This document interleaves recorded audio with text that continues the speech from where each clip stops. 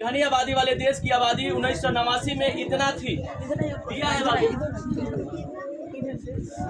1989 में आबादी कितना दिया है?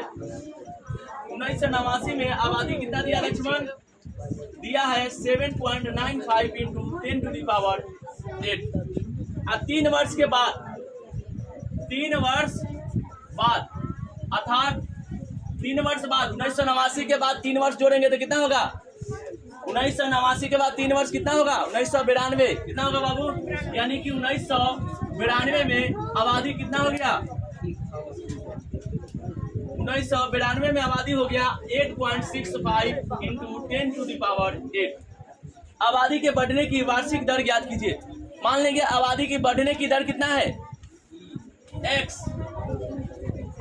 मान लेंगे माना कि आबादी की बढ़ने की प्रतिवर्ष दर कितना है बाबू?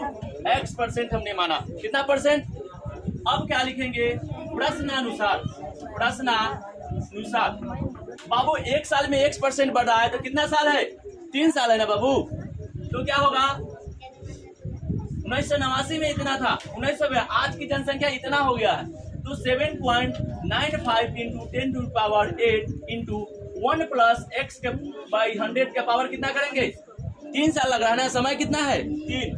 अब बराबर कितना होगा? 8.65 गुने 10 के पावर 8। वर्तमान जनसंख्या, वर्तमान आबादी जो है उसको लिखेंगे।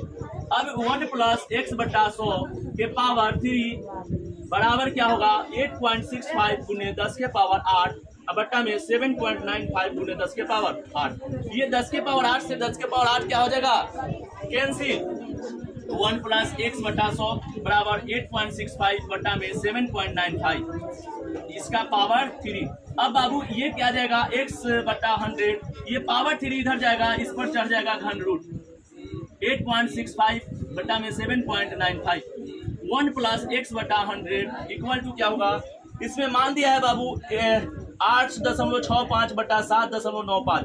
ये घन जो है ये पावर में अगर लिखेंगे तो कितना होगा बाबू? ये घन को पावर में अगर लिखना चाहेंगे तो ये लिखाएगा 8.65 बटा 7.95 के पावर 1 बटा में 3। ये जितना रहता है ये 1 के नीचे आ जाता है, 1 बटा में 3। अब इधर आ जाओ बाबू, ये हो जाएगा 1 प्लस x बटा 100। इसका मान हमको बुक में दिया हुआ है 8.65 बटा 7.95 के पावर 1 बटा 3 का मान कितना दिया है बाबू? बुक में दिया हुआ है, इस मान को रख देंगे। दिया हुआ है 1